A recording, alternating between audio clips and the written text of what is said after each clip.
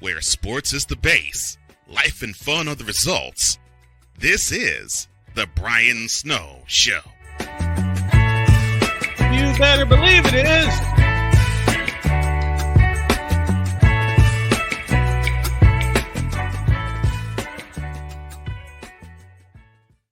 Indeed, it is the Brian Snow Show, back on the air, and glad to have y'all with us. Well, my guest today is a New Yorker to his heart. How to his heart, you say?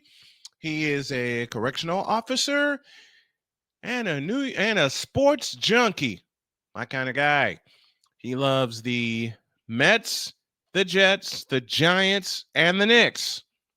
So since he's a Mets fan, I decided to scrap the old intro I had for him and decided to throw him this. Now the pitch. Swinging a drive towards the gap in right center. It's pretty deep. It's back near the wall. It's gone. It's gone. Francisco Lindor. He may have just outdone himself. He has hit a grand slam into the Phillies bullpen in right center field. The Mets are leading by a score of 4-1. They were famished for the big hit all night, and Francisco Lindor just provided a feast. Well, we got a feast for you, and his name is Bob Walters, and he joins me right now. Bob, how are you, my man? Great to Hey, have Brian. you. Thanks for having me. The great Howie Rose. Love that call. This was one of my favorite Mets teams that I've had. That one of my favorite seasons since I was a kid. It's different when you're an adult now. You know, it's different. Like I'm upset because I didn't get a championship when I was a kid because it's different now. But hey, this was one of the most fun Mets seasons I've had in a long, long time, and hopefully they can keep it going. I'm from Chicago, from a big city, and so many people just ask me, just assume, I beg your pardon, that I'm a Cubs fan. I'm a South Sider to my heart, born and raised. White Sox fan? Listen, my dad took me to my first White Sox game in '82, so I was hooked, and I had the pleasure of celebrating with him in 2005 before he passed away due to prostate cancer. You said something just a moment ago. When you're a kid, well, actually, both ways. When you're a kid and you're an adult, and both of us being in media, you're invested in your teams. Period. Yeah, That's the way it is. Yeah, I don't listen. I might feel bad for you now this year because you're a Sox fan, but I tell people all the time. I said I didn't choose to be a Mets fan. Nobody chooses to be a Mets fan, right? You know, why would we choose that? Why would we choose this life? But I am, and you know what? It is what it is, and you like, I don't know when I became a Mets fan, how I became a Mets fan. My brothers one of my brothers is a Yankee fan. My father is I'm a New York fan, which is a cop out. Let's be real. My uncle, my uncle's the same way. Thank you. It is, it is a cop out. Same, and I incorrectly said Jets. I'm sorry about that. I washed my mouth out with soap. I should have said Rangers fans. Mets, yeah. Rangers, Giants. And of course, the New York Knicks. Have you seen these guys? Have you seen them play in person? Have you seen them all play in person? All the time. Yeah, absolutely. All the time. I go to I was at the game. I was at the home run for the Lindor that you just played. I saw game 5 of the World Series when they played the Royals, the Mets. And I like to tell people, I said, I once watched the Royals win the World Series. So, and then I've been at a ton of games, especially Mets games. I was at the Piazza 9/11 home run. Mm-hmm. I was at the Rangers 2 years ago when Panarin scored Game 7 overtime. I was there for that. Let's see what else. I was there was Bobby Jones, one hitter back in the day when the Mets were playing Who Let the Dogs Out when they won. Right. I was at, I live right by the 7 line, which is the subway right to Citi Field. So I'm there all the time. And now that I do the show, I've gotten into the press box and stuff like that. So I love it. Listen, I love it. I love going to the games. I think baseball's the best, and hockey too. Hockey's the best. Hockey is great live. Hockey's a great sport to watch live. And I say all the time, I can't believe it's not more popular. Like the NHL playoffs, there's nothing better. There's nothing better. There isn't. I've had the pleasure in 2015 to see my beloved Blackhawks win the Stanley Cup at the United Center. Okay. And there was a celebration and a half in Chicago. But I Yeah. remember where I was when they won all three of their cups, 2010, 13, and 15. 10 and 13, I was at home. Listen, we just interrupt you. When no one's feeling bad about the White Sox then now, right? Yeah, I said same thing. Like, no one's feeling bad for you because I got the Rangers in '94. Listen, no one feels bad about my teams. I don't feel bad about theirs. But you know what? The banter is so much fun. Oh yeah. When you talk to other people and they get how much fun you have on the air, people see how much fun I have on the air. And yeah, we have our teams, but you love the banter even more because you talk to people who are fans of different teams. Of course, I tell people all the time. I said, "Listen, the show's a better. My show's a better show when the teams stink. You know, it just is. It's a better show when they stink. I mean, like this Jets Giants and Aaron Rodgers thing. Oh, it's gold for my show. It's gold." But I mean, it really is. It's just, like I'm sitting there ranting like. I have a thing on our TikTok where I did when the Mets lost 21-3 2 years ago, right to the Braves, and it was game 1 of a split admission doubleheader, and I just went off. I was like, how could anybody? How could you walk out? The split admission doubleheader means you had to leave after the game and come back and pay to get back in. Who in their right mind would leave after 21-3, turn around and come back? I mean, are you kidding me? Come on. I had so much gold with Aaron Rodgers. First of all, I've been a 49er fan since 81. Okay. Dwight but by the way, I call him Average Rodgers now. Duh. He's been average since the latter part of his run in Green Bay. People don't believe me when I say that. Oh, Green Bay is brilliant. Forget rid of him. Exactly. People don't believe me when I say that. And I know so many folks that are fans of Aaron Rodgers, they go, how can you say that about Aaron Rodgers? I said, oh, that's easy. Aaron Rodgers lost to 3 different quarterbacks from my team. Yeah, Colin Kaepernick, Jimmy Garoppolo, and Brock Purdy. Next. Yeah. Well, you're a 49ers fan. Okay. So, and since 81. And listen, and Rodgers, Rodgers he's a weird guy. He's an all-time quarterback, right? He's probably a top 10 all-time great quarterback. He only has the 1 title, but I don't go with Super Bowls because anybody could lose it. I mean, listen, Marino, they didn't, anybody could lose a game on the Super Bowl, a single game. But Aaron Rodgers is a weird dude. Like he's out there eating like ayahuasca. He's getting high. And he's missing. He's all of it. He's big into the conspiracy theory, Trump and the anti-vaxxers. He's a weird guy. But so like, I don't get surprised when he says some of the stuff he does. And like, he's 40 years old. Nobody does it at 40 years old. Okay. Everybody, Brady, but Brady's a lunatic. Brady was like, he didn't eat a morsel of sugar for 5 years. He's a lunatic, which is just as weird as Rodgers, just the opposite way. So of course Rodgers is, he's not as good, but the Jets, listen, the Jets, I said, what happened to the Jets this year? Because with this team, people say, how are they 8-3? How are they 3-8? I'll tell you what happened to the Jets this year. They put on Jets uniforms. Right? That's what happened. They put on Jets uniform. Oh my gosh, that is brilliant. True and brilliant. I said the same thing about my hometown Chicago Bears. Yeah. Because when the season started, I had so many people come at me saying, you can't say a thing because we finally have our franchise quarterback. I said, oh yeah, how the hell long did it take you to get him? And where is he? And when I said where is he? How does my friend Victor put it on the show? The Midwest Committee of Bear Idiocy went berserk. They went berserk, and they're throwing all kinds of jabs at me whenever he does a little bitty good thing. Okay, a little bitty good thing, they throw a jab at me. And I said, okay. Watch and see what happens over the course of the season. Now, my wife is a Colts fan, and the Bears played the Colts. So, they flooded my messages saying, we're going to beat the daylights out of the Colts. No, you're not. And so how can you say such a thing like this? They're going to lose to the Colts in Indianapolis. And my wife got in on the fun. She says, how many Bear fans do you know? I said, baby, I'm from Chicago. She says, that answered my question because they're all going to be upset after Sunday. Yes. Listen, One you're upset from my anyway. side.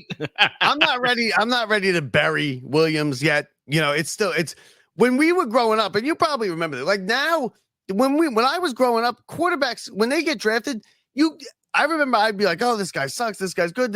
I was always told, you can't even start to judge a quarterback till year 3 or 4 or 5, right? It takes Very 5 true. years.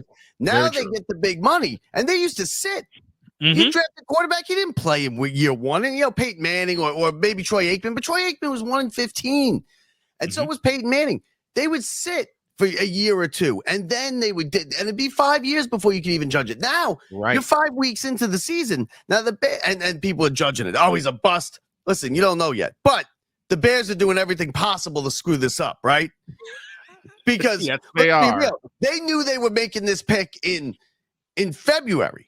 Right? They didn't. They gave him the playbook. Here's the playbook. We're picking you. We got the first pick. You're our guy. Here's the playbook. Start learning it. Yep. They hired the offensive coordinator. 8 weeks in, see you to the offensive coordinator.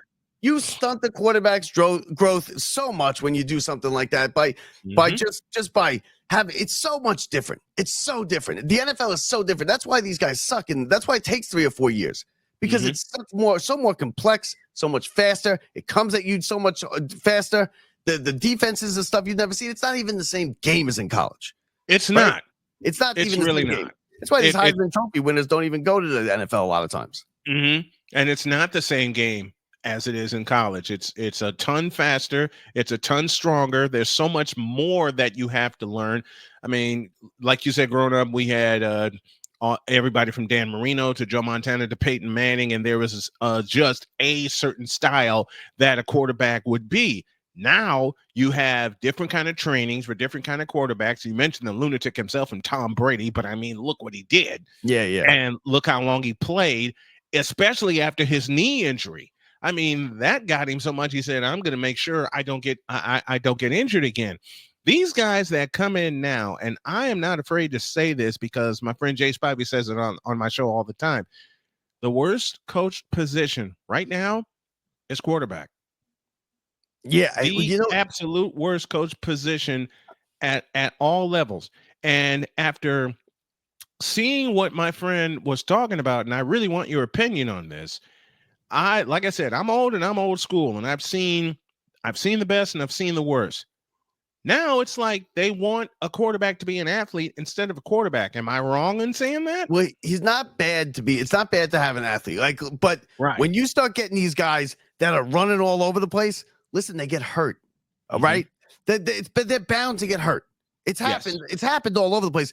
But when you say athlete, like John Elway was an athlete. True. John Elway would run around, but Randall Cunningham was a good quarterback. Don't get me wrong, but he got hurt. Because why? Because Randall Cunningham was a running back too. Elway would scramble not Favre, I guess, but Rodgers is an athlete. He would run around.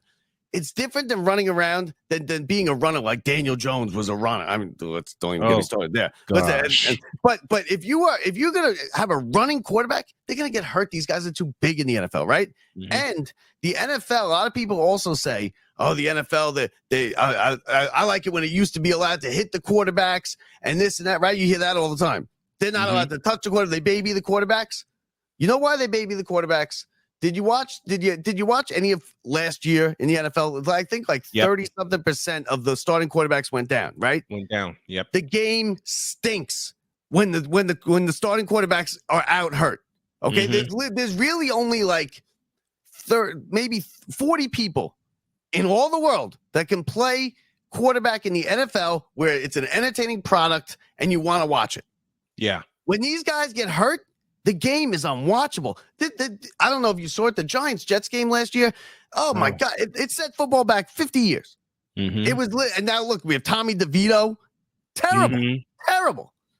Tommy Cutlets. Listen, he's not an NFL quarterback.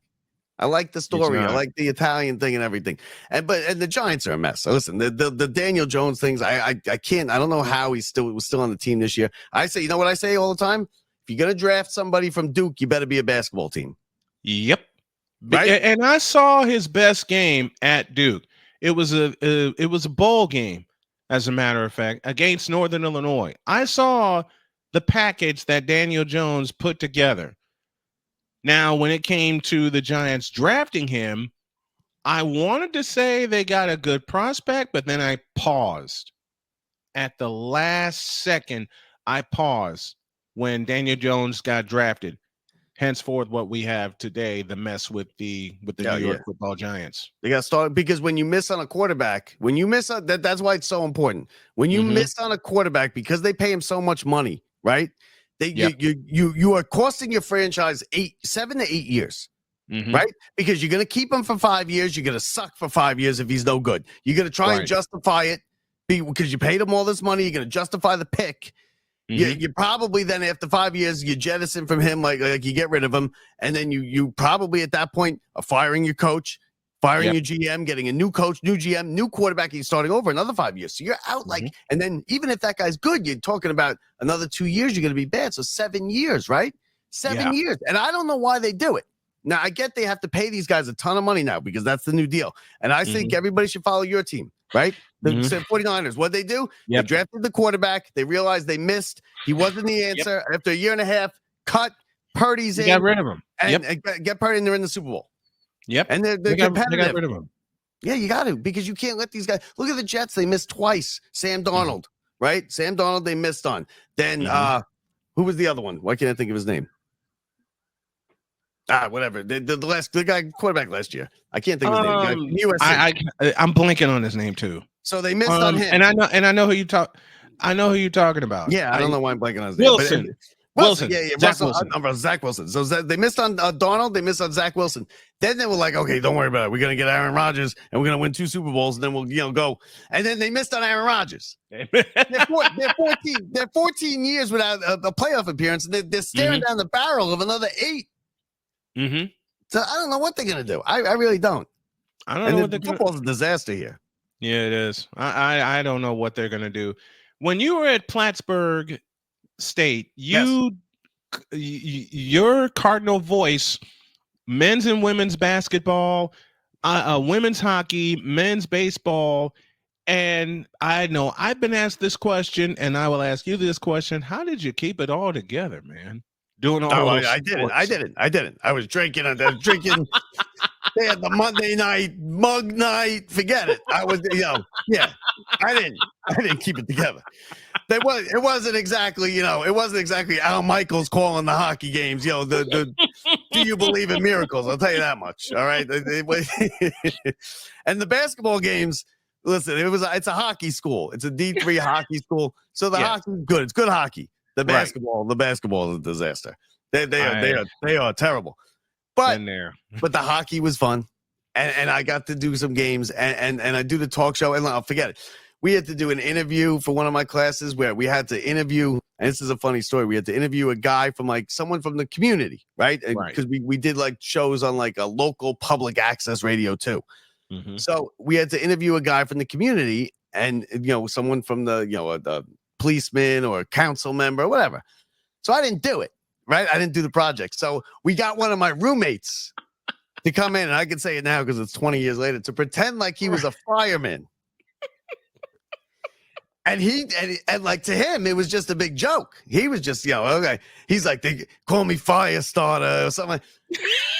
No, he said, call me red. They call me red hot. They call me red hot. And I'm like, oh my God, what are we doing here? And then with that education, I became a correction officer, and now I go to jail every day. So, that's where that's at. You know what? When I was at college, I had a friend do that to me because they were playing a video game. As a matter of fact, they were playing a football game on Nintendo, and I had a friend race to my room and said, "You got to do something for us." What am I doing? You're going to call a football game. I'm going to do what? So they brought me down to the second floor, and everybody, all my friends are in here, and they just looked at me and they said, "Well, what are you waiting for? Call the game, man." So I did. I did this on a whim, and then 5 years after that, I did it on a whim again, but it was actual action at Chicago State University when they played Northern Illinois. And that happened because the Northern Illinois Huskies. No, they're the Salukis, aren't they? No, that's Southern Illinois. Oh, Southern Illinois. You're right. Southern Illinois is the Salukis. Northern Illinois has the Huskies. Who am I to tell you? Right? What a jerk I am coming on your show like that. You're fine, man. I mean, look, I messed up the intro, okay? Yeah. So It was rough. I almost disconnected right there. I was like, I made sure I made that correction. But they were playing Northern Illinois. And I asked my friend Kevin, can you check out a microphone along with your camera from the theater department? And he said, yeah, what do you have in mind? Now, growing up, my favorite play-by-play announcer was the late, great Jim Durham, who was the voice of the Chicago Bulls for many years. Okay. And I said, I have an idea. So we went to the gym, we got permission to film, and I turned it into a broadcast. And one of the players was TJ Lux for Northern Illinois, and I just spat out numbers. I'm thinking, okay, I'm going to try to sound professional. Yeah, 26. I said TJ Lux had 26 points and 14 rebounds. We wrapped up the broadcast. Kevin looked at me and said, there's no way you could have those numbers on target, even though he was the player of the game. I said, Kevin, I think I'm so far off on those numbers that I will start looking at stat sheets from here on out. So he said, well, just for fun, let's go take a look. And I went down, we went down, met the guy, the voice of Northern Illinois. He handed me a stat sheet, and I looked at it. I looked at Kevin, he looked at me, and he goes, well, what'd he do? Well, it says here TJ Lux had 26 points and 14 rebounds. Kevin about fainted because he looked at me and he said, how did you do that? I'm like, I don't know. I've always been able, listening to Jim Durham for many years, and also Wayne Larrabee when he was the voice of the Bears. Now he's the voice of the Packers, and a very dear friend. Been able to just calculate in my head. So, like you, there are times I didn't keep it together, man. So I understand. And hey, listen, I tell people all the time, like me and my partner, my co-host, when we do the show, we like people are like, oh, how do you watch all those? I was like, we don't prepare at all. We come in, we sit down, we know what's going on. We know it. We've been doing this show our whole lives. Right. There's just now a microphone in front of us. You know, that's what it is. There's a microphone in our faces. That's it. We've been doing this show every day for our whole lives. And now when I was doing the play-by-play, you know, going out drinking in class and whatnot, it was more like John Sterling, you know, like it is high, it is far, it is gone, foul, you know, like one of those guys. I was more John Sterling than anything else. Was he one of the voices that inspired you to become a broadcaster? No, he's a Yankee. No? He's a Yankee. Listen, when it comes to the Yankees, I root for plane crashes. All right. Who are some of the voices that got you started? I would say that you listened to. I would always. I love talking announcers. Like even like now, like I think Gary Thorne was great. Mm-hmm. He was Mets. He's a great hockey announcer. Mike Emmerich, of course, hockey announcer. Who else is there with baseball? I mean, I like the Mets guys now. I think they're the best. Gary Cohen, Gary Keith, and Ron Hernandez is a little bit of a jerk, and they are the best in the business. Announcers. I mean, listen, I love Gus Johnson. I love Gus Johnson. Great. I think he's really good at football and basketball. I love college basketball, like the Big East tournament and stuff, and the NCAA tournament. Iron Eagle is as good as it gets. Iron's as good as it gets. Even Mike Breen with the Knicks and with he does the national basketball. They're as good as it gets. There's so many of them, and it was the hometown guys. And with football, it was always the Giants were good in the 80s, and so we always get Madden Summerall on CBS. Yep. So there was that, and it's just like I said, I used to do it. I used to turn the TV down and then do the games, and so I've been doing this stuff my whole life, and I do it for free. We ain't making much money on these podcasts, even though this equipment around here is pretty expensive. Right. So like, and like when I did it, like I had I never watched, I never listened to podcasts. I knew nothing about podcasts. And now all the Right. stuff that I had learned in college was 20 years ago. None of that stuff is used. That's ancient. You're Like right. it wasn't even digital when I was doing it. Right. Like I was using cart machines and like, oh, forget it. I Yep. I won't bore the people, but it's stuff that it's like, it'd be like someone being like, let's watch a movie tonight. All right, what do you want to get it on Netflix? And they go, no, I got the tape. And like, you'd be like, what are you gonna do? Like that's where my knowledge was. That's where my knowledge Mine was. also. So Guilty as charged. So what happened? Go ahead. I used a ton of audio tapes to tape Bulls games off the radio. No matter what station they were on, I would always look for the Bulls because I was just so enamored with Jim Durham and Johnny Kerr, especially during the simulcast era when they would be on Sports Vision, later Sports Channel, and then Jim and Johnny would also be on the radio. That's how I learned to do play-by-play, listening to them.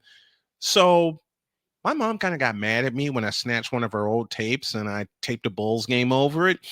And I got yelled at, and rightfully so. And my dad came up and yelled at me, and he hid behind his back a brick of audio tapes. Yeah. Better than a stack of pornos, right? Exactly.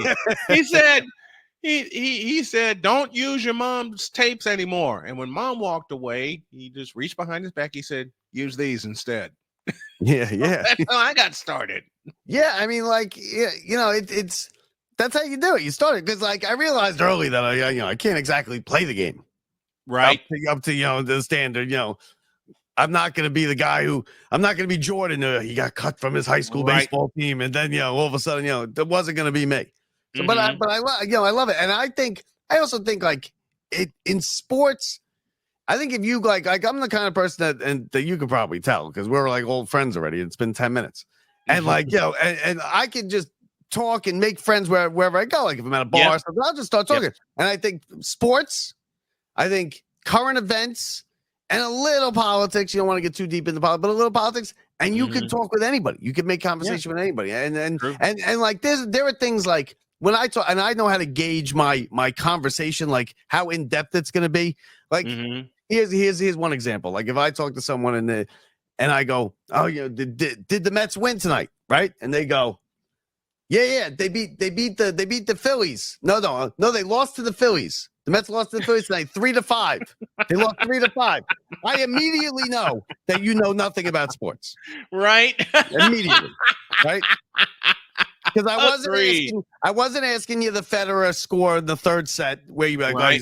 He's on serve 3-5. No, I was asking you. I don't care who won. What's the final score? Put the the higher score on first. Don't tell me they lost 3-5 because you sound like an idiot. And that's for all the people out there that want to sound somewhat intelligent. Don't say the lowest score first. No, unless it's tennis or volleyball and you're serving.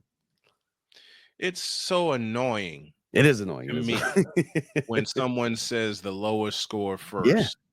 And I've been disabled the last 3 years. I've been doing a lot of virtual play-by-play here in studio.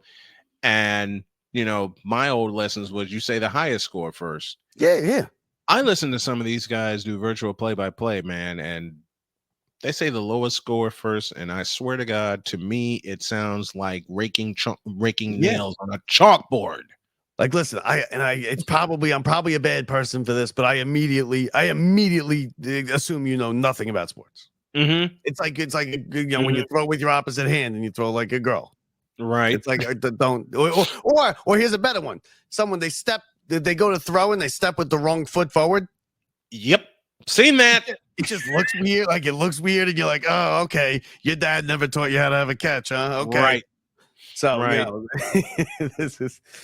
This stuff like that. Is fun. How'd you start Locked Up Sports? I started, like I said, I work in jail, right? And I work 16 hours basically every day. I go in and I have a million stories there.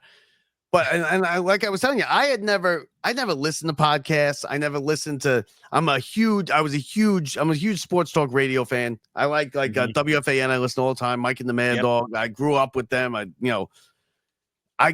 was in a Facebook group or something, and someone I saw a post that said, "Hey, anybody want to do a talk show about the Mets? Get into inbox me." I was like, I think I was just sitting home. I was like, "Oh, hey, I'm interested. What's up?" Yeah. And he's like, "Oh, it was this guy, Mark Roseman. He's a baseball writer. He writes a ton of books. It turns out, and he's like, give me I told him how I did at Plattsburgh, and he's like, do you have tapes? And I was like, no, no, I don't have any tapes from 20 years ago. No. He's like, all right, so give me. He goes, give me 3 minutes. Record 3 minutes on your phone or something of what you envision your show would be like. And I'm like, okay. And it was the day or the day after John Madden died. And I did it, and I just started talking, and then before I know it, I looked down, and it was like 15 minutes, and I'm like, just send the whole thing off to him, right? You know? And I did, and he loved it, and he's like, listen, it's basically a podcast. What he was doing is he was running like an internet radio station, trying to get it going. It ended up, so we did it on there. We did live shows for a while. He said you could bring a partner in, so I had my partner, my buddy, who I thought would be decent at it, come in, and he's gotten so much better over the couple of years we've done it, and we just started doing it, and I knew I could do it. I always, because this is what I wanted to do, and everybody knew I wanted to do this for my life, like with my life, and I knew I could be good at it, and I wanted to prove to myself that I could. Yeah. So I put it together almost like a sports talk radio show. That's what I did. I didn't know anything about podcasts or anything. I'm all self-learned. Reddit. Yep. I'm big on Reddit's big in my life now, and I don't like Reddit because they're very pompous on Reddit, but we'll get to that. Oh God forbid you put the title the wrong way, you're kicked out of the community. Right. But I just wanted to know something about the podcast. So I started doing it, and people liked it, and then they were like, oh, it's really good. And okay, so we kept going, and then what we did was I was at a Mets game one time, and Bob Usler, who was the 2020 update guy for Mike and the Mad Dog, he did the updates. They call him Mr. Met. He was sitting behind me. I was like, hey, you want to come on the show? He's like, absolutely. And we hit it off. He's a friend of mine. He's a friend of mine now. So I was like, wow, came on. Nice. We did a great interview. We had a great interview. We talked to them, and I was like, you know what? I'm just going to start asking people. Yeah. Like big people, big names. Right. And you know what I realized? They're just like me and you. They just guys that want to talk about sports. So if someone's like, hey, you want to come and talk about sports? I had Mickey Callaway, the Mets manager. Nice. I had Steve Phillips. Okay. And Steve Phillips, I'm like, oh my God, I don't care about anything. If you told me 10-year-old me that I would get 45 minutes to an hour to ask the Mets general manager anything that I wanted, I would have been like, what, are you serious? I'll pay you to do this.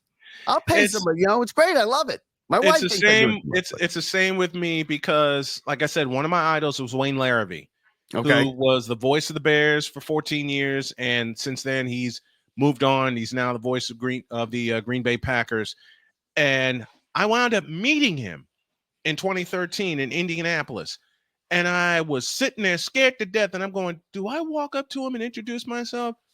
Hell yeah, let's do it. Walked up, introduced myself, been a great friend of mine since. And last summer, I said, I'm going to reach out to him and I'm going to get him on the show. I'd never told my crew that I was going to have him the Thursday morning that I had him because he never gave me a response. And I didn't know if I would have to clear the second hour or not because I had the rundown over here on my left-hand side. Well, Wayne got back to me during a break. Wow. It was so hilarious that he got back to me during the commercial break. And I said, okay, we're going to do this. And when I introduced him, my entire crew went, what? Yeah. It's crazy. And I get these guys, and I'm like, I love it. And they love talking. They all have a good time. Same as you. I just start reaching out to people. And I guess, like I said, that make a friend anywhere type of thing, it ends up working because a couple people have told me, they're like, you're good because when you talk to these guys, after a couple of minutes, they forget they're in an interview and they're just talking with their buddy. And they like we had who do we have on? The Jet special teams coach. That's good. Still blinking. Yeah, I know what you're talking about though. Yeah, so he came on and he gave us we broke news. He said he was talking about how he hates the coach and how Brady and Belichick were cheating and how it was great. Oh wow. And like like I said, like these guys, and I remember before when I first started the show, I said I typed in like a quick thing on Facebook about it, and I said, and some of the biggest names in New York sports. And my buddy, one of my best friends in the world, love him to death, and he loves me to death. He laughed at it. He's like, the biggest names. Yeah, right. And then we get it, and we're getting these guys. Come on, like Mets PA announcer is which I didn't even know, and I'm buddies with him now too because he's also a big Rangers fan. His name is Colin Cosell. Yeah, he is Cosell's grandson. He's Howard Cosell's grandson. He's a buddy of mine. He brought us into the press box and everything at the Mets game. And I find myself in the press box, and I'm like, I can't believe it. You know, I get all these guys from SNY. It's great. It's the same with me because I've had a few people from the White Sox on my show, including PA extraordinaire Gene Honda. Met him first in 2005. Didn't realize he was he had been the voice of DePaul for a while. Okay.